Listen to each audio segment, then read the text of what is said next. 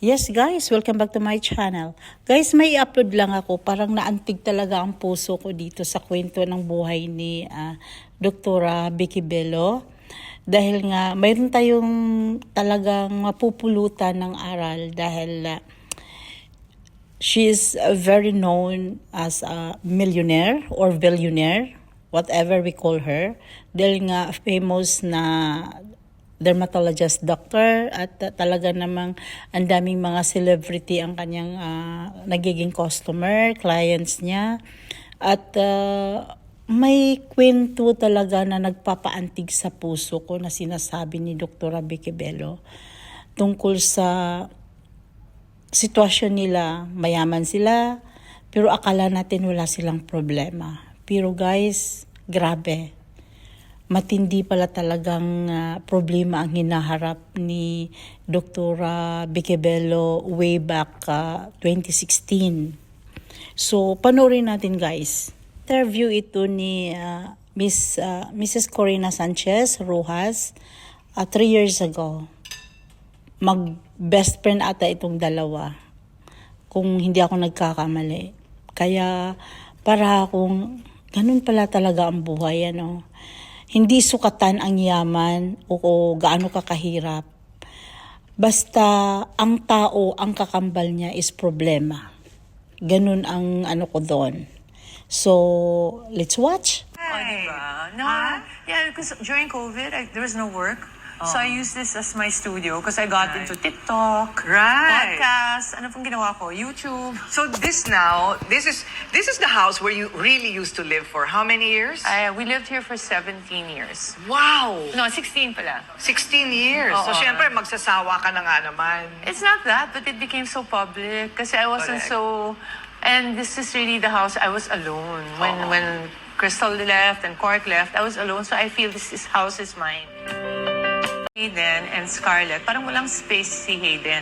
Right. I couldn't move my closet or anything to accommodate his clothes. So, you know, he decided to build a house down the street para naman meron na siyang sarili niyang space. Because every day, for how long were we together? Siguro mga 4 years, he would go back to his apartment, get his clothes every 3 days. So, the reason why nagpagawa kayo ng bagong bahay is talagang parang yun na ang inyong This is our private oasis. Diba?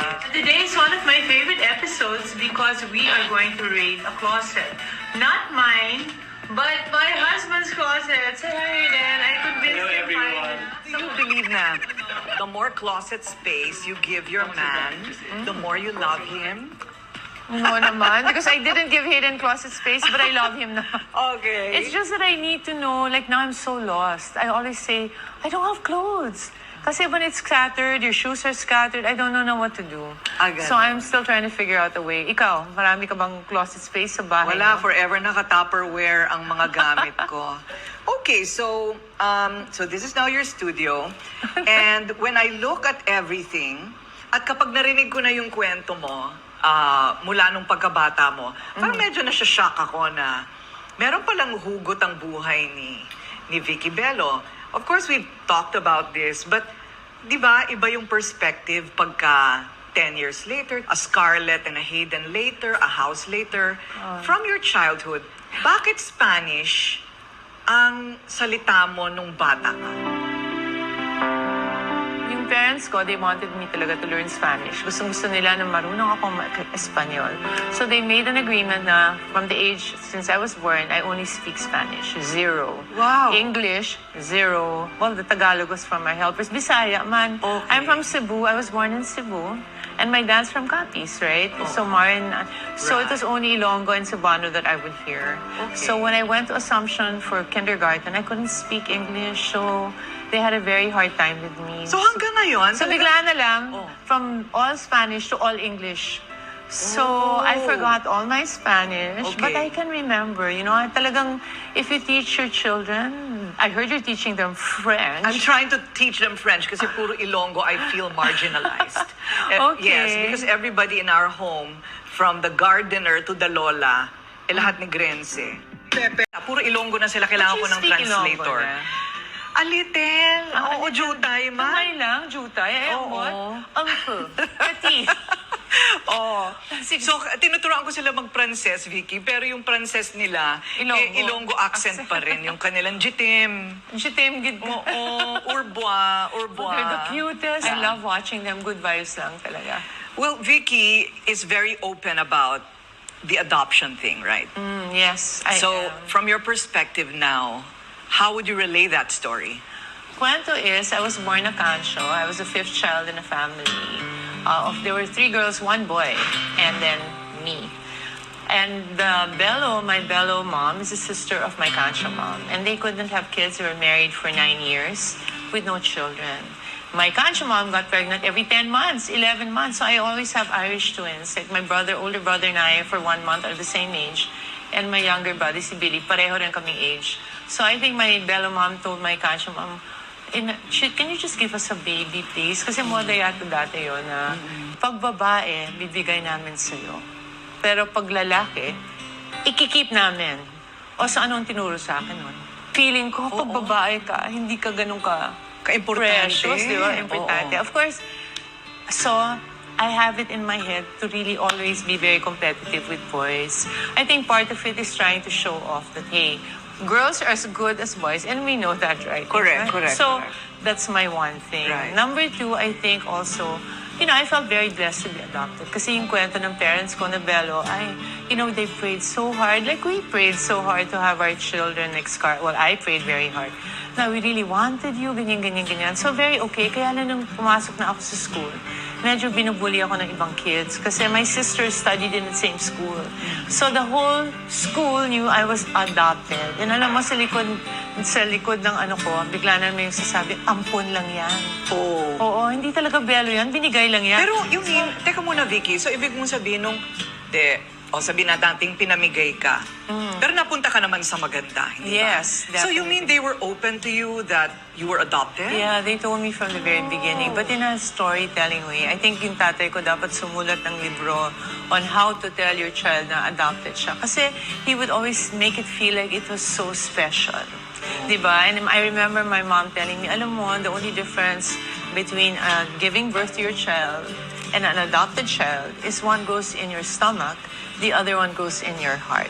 So gagamitin ko yun, di ba? Oh, But it was nice always naman. something. Kaya lang in school, ginugulo ako. Kurina sinasabi nila, kaya ka naman adopted, pinamigay ka kasi pangit ka. Ha? Talaga. Tapos yung isa naman, hindi dahil pangit siya kasi ang taba-taba niya.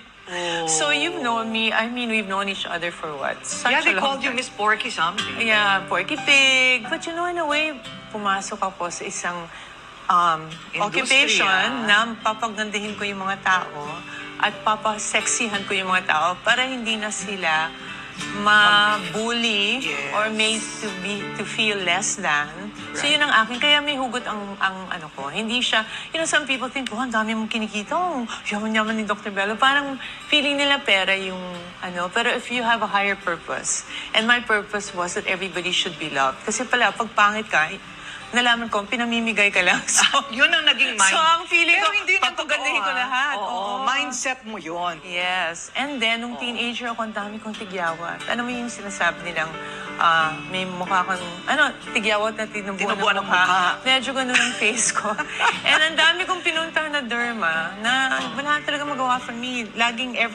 Kasi di ba, it's chronic. Every week, meron ka na naman bago. So, doon ako nag-decide na maging derma. Di ba? Kung maganda ang skin ko, baka iba yung Right. yung ko. Pero I always wanted to be a doctor. Because I wanted your to adoptive father was a doctor. No, my No? dad's a lawyer. Oh, lawyer! But he was from UP and he was pre-med. Oh. And then he changed to law when he got it. He won a debate in school. Yung tatay ko kasi napakagaling, valedictorian, bar top-notcher. Parang, di ba, you have someone like, and then he's from Harvard. So talagang, but he always told me, I regret so much becoming a lawyer. So I said, I will not make the same mistake, Daddy. I will become a doctor. Pero I was thinking pa, pedia, ganun. And then, because of the skin problem, I decided, doon ako nagre-research. Nakaupo ako doon, 12 years old, sa clinic ng derma ko. Tapos titingnan ko yung plastic flowers. Ay, nako, pag may clinic ako, fresh.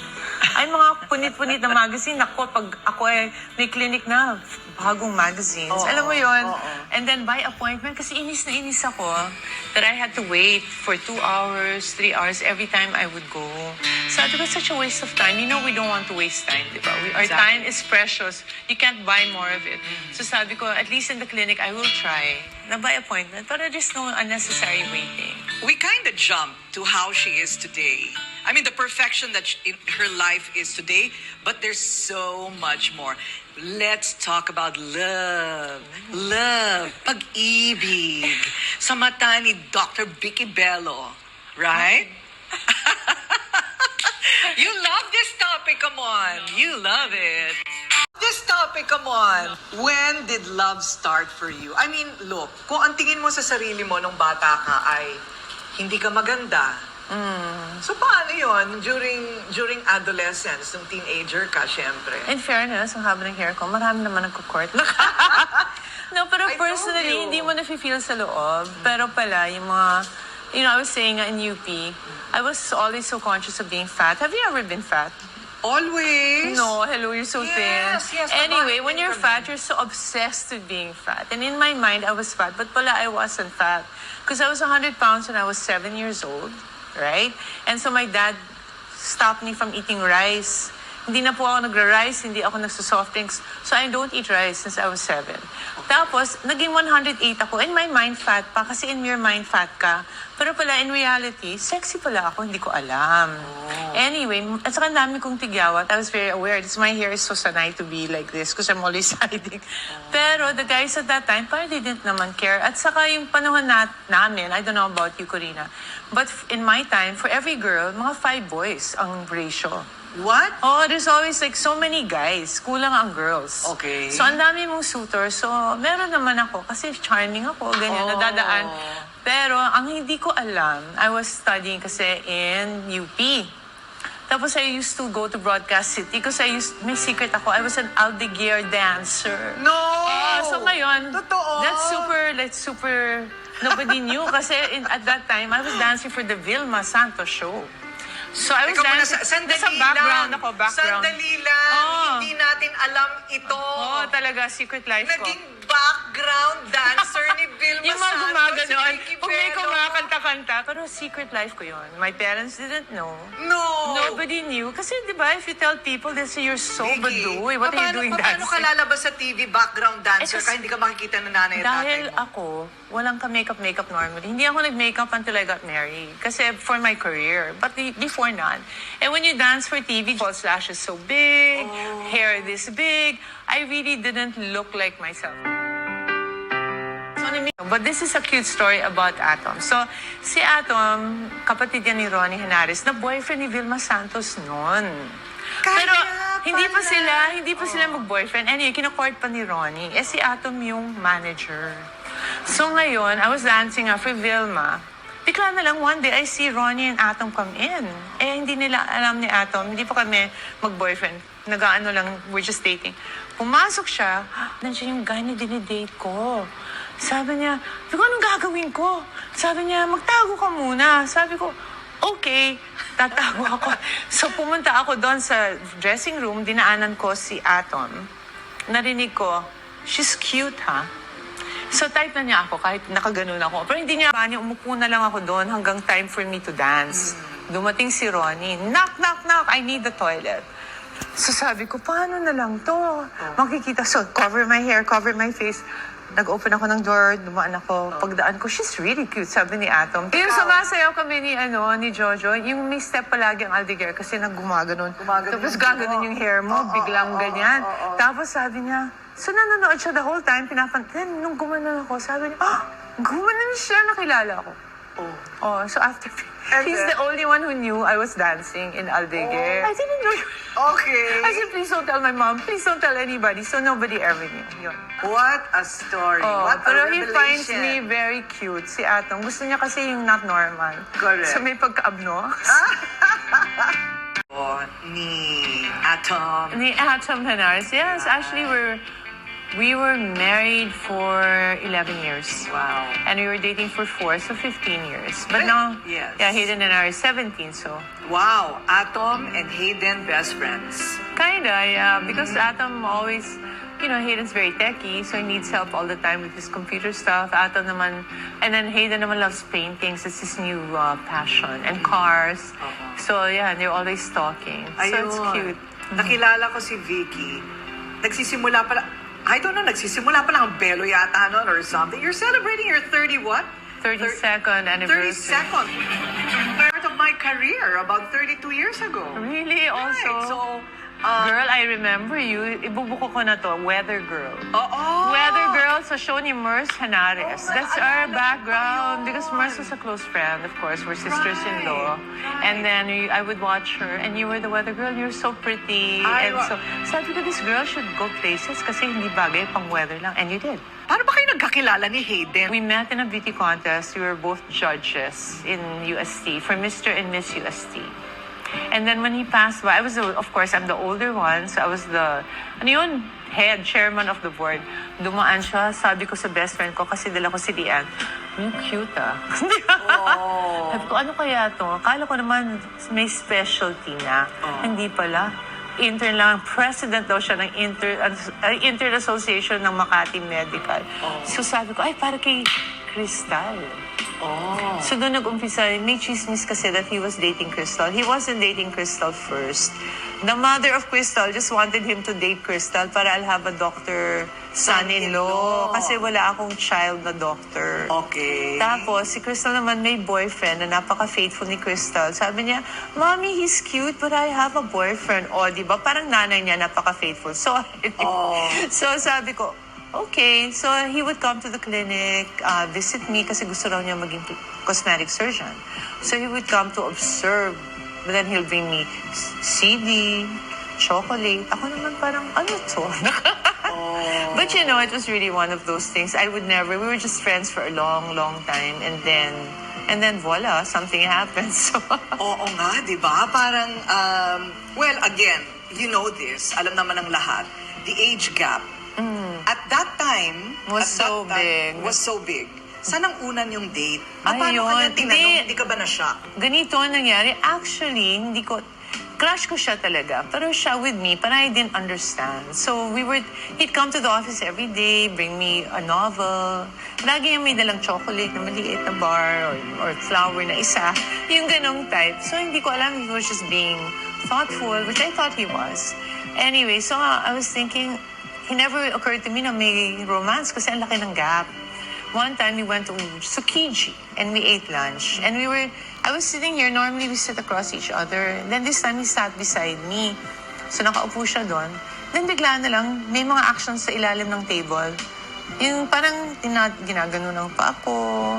Tapos, and parang he was playing footsie. So ako naman tingin ng tingin kasi hindi ko alam. Kasi he never sits beside me, he's always in front. Style so talaga ni tinignan ko, Hayden, no? Marami nang gagaya sa kanya. Ay, nako, tinitingnan ko, sabi ko, kasi malaki siya eh. And to this day, he tells me, he didn't really mean it daw. Matangkad lang kasi siya. So hindi, there's not enough space. How many years apart? 23. 23 years. Okay. So stuff Hollywood is made of. Pero dito sa Pilipinas, wala. Sobrang How did you handle it? I mean, eto, merong lumiligaw sa'yo na napakabatang pogi na single. Corina, I don't know, but my life is full of like that, diba? I'm always controversial without meaning to be. Right. So when I first came to dermatology, it was so controversial because I was doing lasers and people were saying lasers will burn your brain. I was injecting Botox. First one to bring Botox in. You are putting toxin, you will kill the people. Di ba? Yung mga ganun. So nasanay na rin ako na hindi ko sila pinapakialaman kung anong iniisip nila kasi I can never please them anyway. With this naman, we really got along.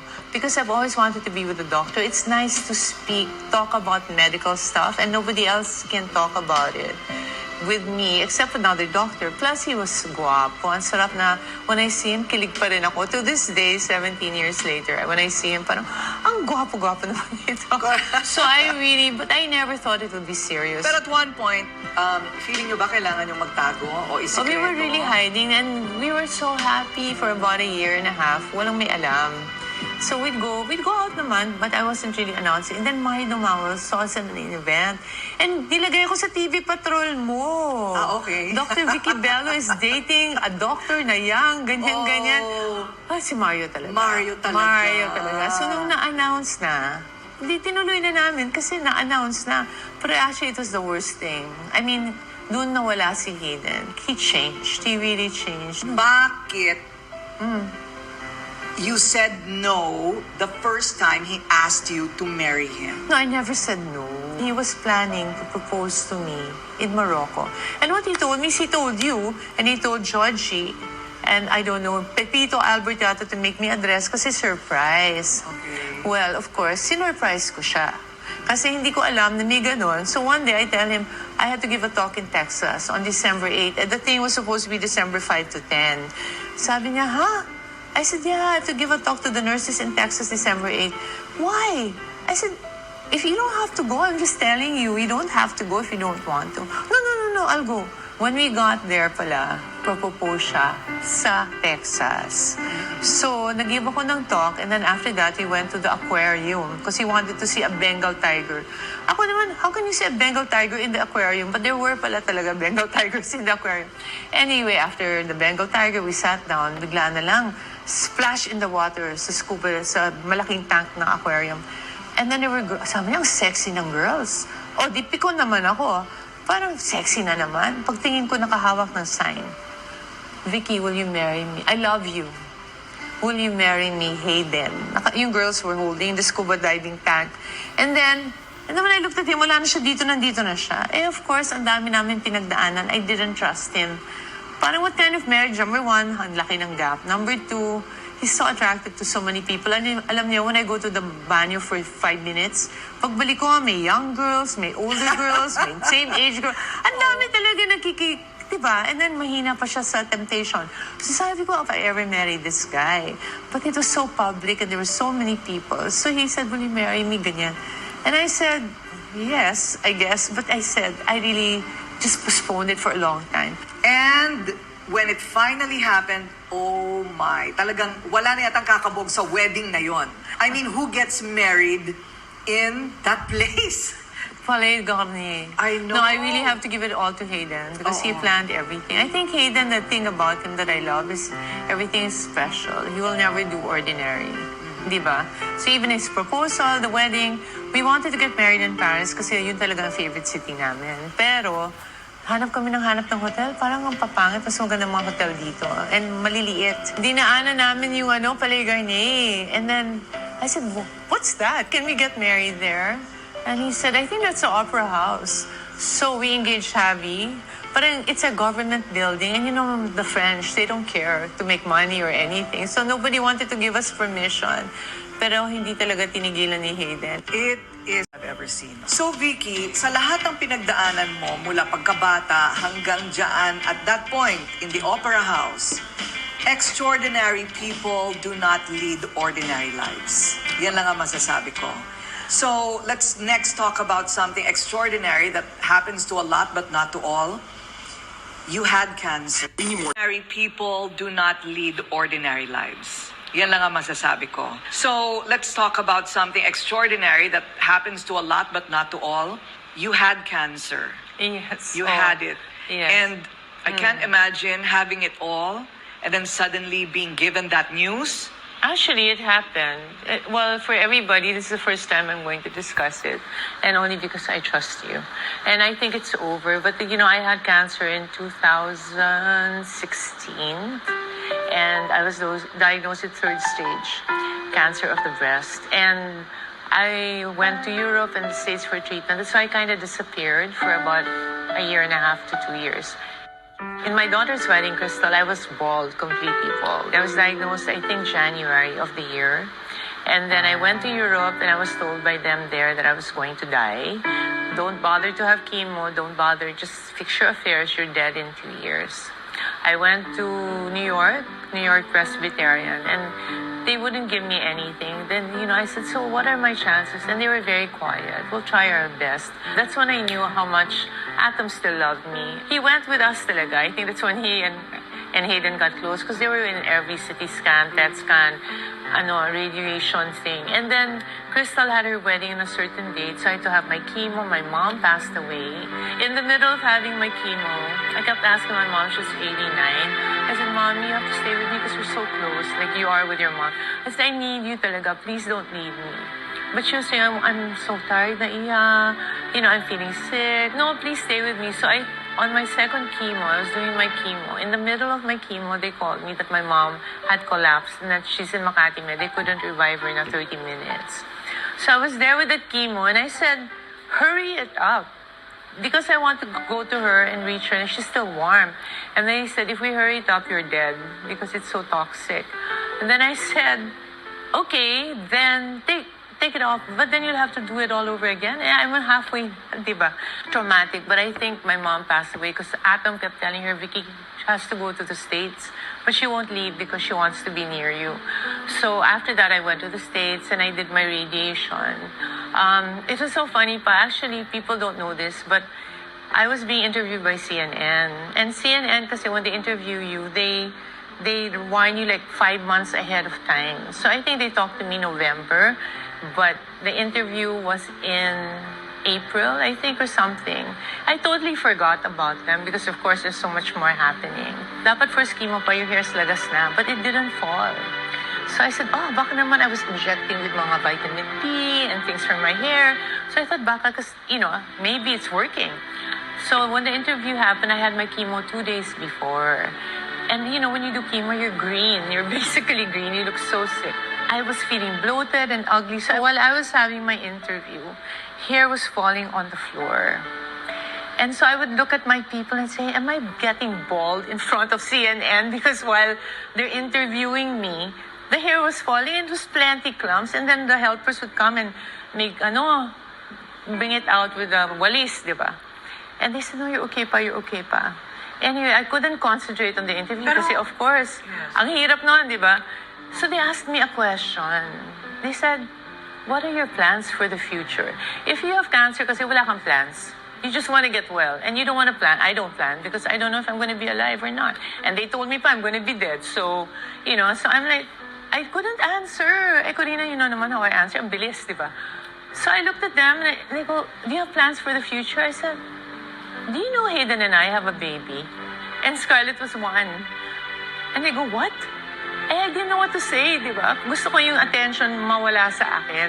I said, Hayden and I have a baby. Ibaba niyo nga si Scarlett. And because we weren't planning to say anything. I mean, if people find out, they find out. But what's this announcement? Parang, who are we? We're just doctors.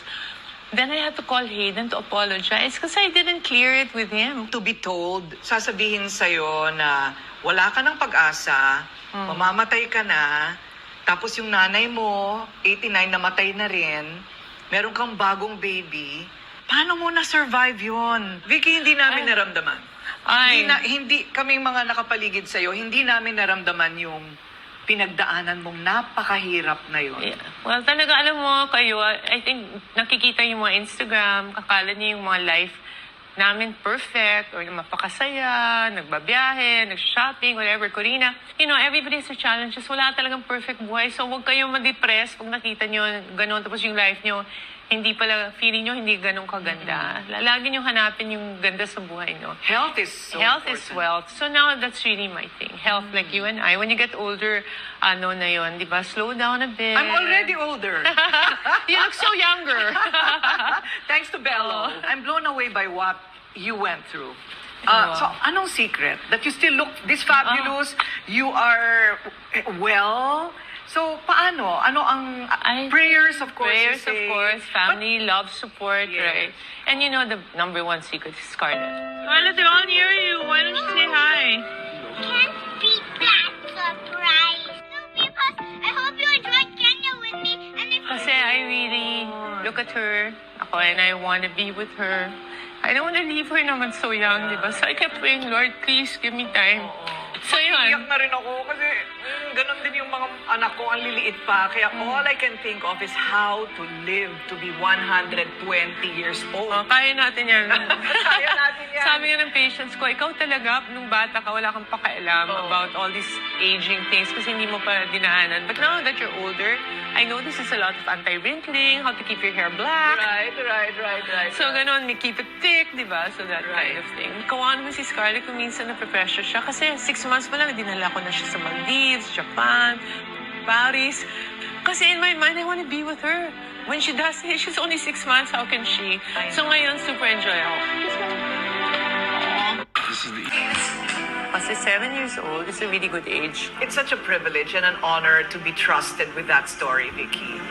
So thank you for sharing, and believe me, in this moment, you have inspired so many. I think it's important you tell that part of your life Right. story. And since we're talking about how extraordinary the life of this unordinary person is, o pag-usapan naman natin si Scarlett at yung dalawa niyang anak. Quark and Crystal. Tissue please. Tissue break. Pressure talaga ang magkaroon ng batang anak. Pareho tayo, Vicky. I know, right? I have to live to be 120. Sabay tayo dyan. Oh, sabi ni David Sinclair, humans should live till 150. Oh, see? Kaya na, we will break that. We will break that. Aabutin natin yung finish line na yan. So, you mentioned about being a mom to Scarlett, and let's first talk about Crystal and Quark. Oh, Proud mama ka. Proud mama. Super, grabe my kids. Living now in Singapore. Is diba? he? No He's wonder already- I'm not seeing He's him. working with Amazon Prime as the head of Wow. Philippine content. O, di ba? Wow. I mean, I'm so happy that he found a way to make his passion, which is telling stories, being a director, come true. My daughter naman is coming home next month. I'm so excited from Adelaide. Yes. With my 2 chickitings. I have Hunter, who's 4, my grandchildren, and Sienna was only 2, and she left. She was only 3 months. You're the hottest lola Oh, ever. di ba? Trying. I hope, but you know, I'm so excited talaga. Kasi I've been Right. looking forward to being a lola for so long, and then these kids, I only have 2 days left. Oh. Buti na lang, I have Scarlett. Kasi kahit pa paano, meron pa rin bata sa bahay. Anong pinaka-importante sa palagay mo na dapat mong iwan kay Scarlett? For Scarlett, I just really want, alam mo, nung bata pa si Scarlett, she was destined to be a leader. Kasi 1-year-old pa lang, influential. It's not like other kids of other stars na naging sikat yung mga bata because the parents are stars. In our case, si Scarlett nakatulong sa akin. Yung followers ko umakyat dahil anak ko siya, di ba? Correct. And siya talaga naging star and very smart. So we just need to make her heart good. Long way to go, but as you said, The values are inculcated at this Yes. age. Alam mo yan, Corina. So, Oo, di ba? oo. Maintain na lang. Oh, si Scarlett ba magmamana ng Belo? Ang cute niya. Ayaw niya maging doktor. Sabi niya before. Gusto niya maging vet kasi she loves animals. She loves you because she loves dogs. Oh. Pero lately, I heard her the other day. She's so cute. She said, somebody asked her again, are you going to be a doctor? She goes, I really don't think I wanted to be a doctor. But who will lead Bello if I don't become a doctor? If you see the 32nd anniversary party of Belo, nandun silang lahat. Nagawa ni Anne, maganda na siya. Facial lang naman. One thing about Anne, she never touches really anything. Oo. She works hard. Yung katawan niya ngayon, mas sexy kasi before she gave birth. So she does soft wave. Oo. And she does the Renova for her facials. Derek naman, what does he do? Yeah, facial. I think maintenance is the key. You don't want to have to do the big facelift. Right. At some point in time, if you just keep doing the little things. Yes, So yes. it's so nice to be actually Bello because I see stars. I have Albert Martinez, Christopher De Leon, Richard Gomez from 32 years ago. Right. And then I have the young baguettes now, like Francine Diaz. And Yeah, so we you have have Andrea Andrea Brillantes for the young Brillantes, people. yes. I know, and they're from different stations. Oo, Diba? oo. So sabi ko, Naku, mga I can put babies. all the people, and then Corina, you are there. You are really one of my... Ako pinaka-baby sa I'm so lahat. proud of you, the way you've kept yourself. I mean, you do a little with Bello, but a lot of it is really, Well, you're just maintaining and taking Sabi care. nila, mukha kang bata. Sabi ko, thank you, Belo. Only Bello touches my Oh, skin. di ba? So, well, congratulations on 32 years. I know, I Wow, never what a thought bash. I'd be here, di ba? 32 years. But I'm still excited. I still feel young. Okay, what's the secret? Siyempre, tatanungin ko yun. Passion, excitement, Oh. and all the machines and treatments of Bello, now it's going back the other direction. Lasers are still in, but now it's a lot of European treatments Right. that are all skin quality, mas maganda ang balat, Oo. how to lose weight without surgery, yung mga ganon. So, pinag-aaralan ko talaga yon kasi I'll do it for me. I know. But, kay Vicky Bello, talagang, parang renaissance woman, right? Like, you have so many passions. Yes. You have many passions. We are witness to your passion for life in general. I mean, come on. We're so TikTok. blessed to be here. Yes. Ano yun? TikTok. Hindi ikinahihiya ako ng iba, pero ako Hindi. ako doon. Alam mo, alam mo sinasabi nila lahat? Well, wala kayong pakialam because she makes her own money the honest way and she looks good at her age. So if you don't want to watch, then don't watch. Oh, Guess thank what? you. Oh. Milyon-milyon ang sumusunod pa rin sa TikTok niya. O anong magagawa Shout out niyo? to TikTok and Instagram. TikTok is fascinating. Mabilis kasi of lang course, eh. di ba? And it Mabilis keeps me, lang. alam mo, yung mga beauty queens, kasi nag-judge ako ngayon ng mga maraming contest palagi. And all the time, yung mga beauty queens, sabi, Doktora, mag-TikTok tayo. They know me because of TikTok. right. I came from New York. Even on the street, I was walking with a mask, ha? Right. Young people, Doktora Bello, TikTok! YouTube! Sabi ko, ayan, relevance. Correct. Without meaning to, actually. But I find TikTok really, you can educate people in a fun way. So that's what I Right. try to do with skincare. That's great. And talking about passion, marami pa kayong malalaman about what is the most meaningful to Vicky Bello. Dami, para kang sibuyas. Ang dami mong layers. O nakakahiya. Ay, nakakaiyak. Ang dami naming memorabilia. Pero may mga bagay talaga na malapit sa puso. So, okay. Let's first talk about this. Ayan, yan ang wedding gown Parang ko. naaalala ko ito. 5 years ayan. ago, di ba? Was it only 5 years ago? Yeah, it's our paper anniversary last September 2. Wow. So, my dream was to have a dress by Michael Cinco. Gown. Ito naman yung Ito pinakabago sa lahat naman, ng actually, bago. this means more to me than my wedding gown, to be fair. Okay, So, ipaliwanag I'm an natin. only child, basically, kasi yung parents ko na Bello, ako lang yun po yung anak. Actually, may deal sila sa parents ko na kansyo na just in case they had kids in their life, they had to return me. Ha? Yeah, so my dad was saying, ay nako, so much stress. So they adopted me legally para hindi na ako pwedeng ibalik-balik. But this is my mom's favorite duster. She was always playing, but my mom since I was a kid. Tek muna, Vicky, kwento mo na dala-dala mo parati. No, yan. so it's always in my car. Kasi when I'm in my car, I miss them so much. So I hardly ever wash it. Siguro once a year para lang meron pa rin. And of course, my dad is also so important. Kaya ito naman yung kanyang barong. For Scarlett's favorite, first designer, alam mo, I really like to dress up Scarlett kasi parang doll siya. Oo, ang ganda. But this dress, we don't have her dress anymore because Parang we keep kasya sa giving it akin. away. Akin naman yan, girl. But the okay. reason it's hanging in my closet, but she's so cute even at 2 years old. Lagi niyang hinahanap tong dress na to kasi meron because daw. may cartoons. Meron daddy, mommy, at saka si Scarlett. Yes. So every time she enters the dressing room, Mami, she'll go around, parang hide and seek, looking for this dress. So I make it lipat-lipat para that's her fun. She can look for it. So whenever this dress I will keep, kasi ang hili ko pa magbigay ng clothes and shoes because I feel it will leave space for new ones and at least other people can enjoy it. But I'm very careful who to give it to kasi it has to be a good person because I believe na in energy. Baka yung buenas ko pumunta sa iba. Correct.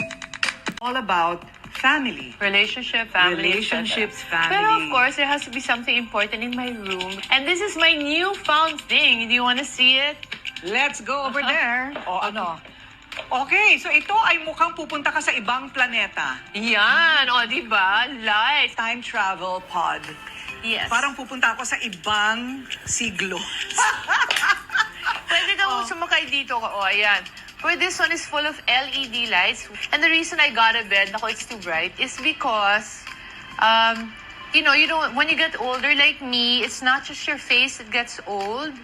Also, your body gets old. Your skin gets old. Okay. So, I lie down here in my underwear, and then I let the light go and stimulate all my fibroblasts to make collagen. Without and having elastin. to be under the actual sun. No, the sun is bad. UVA, UVB. Ito, red light. Parang gusto ko magpa-experiment. O sige, maghubad ka na, Corina. Humiga ka na dito. Umalis na po kayong lahat. Okay, so let's open. Okay. And then I'm going in. First of all, we'd like to thank you, Vicky, because you let us into the innermost sanctums of your heart, hindi lang bahay mo. And ang dami nating nalaman about Vicky Bello. And it's really, really precious. We'd like to thank you for that, okay? I trust only you with that story. I can't believe I Yes. actually said it. I never have. So. Yeah.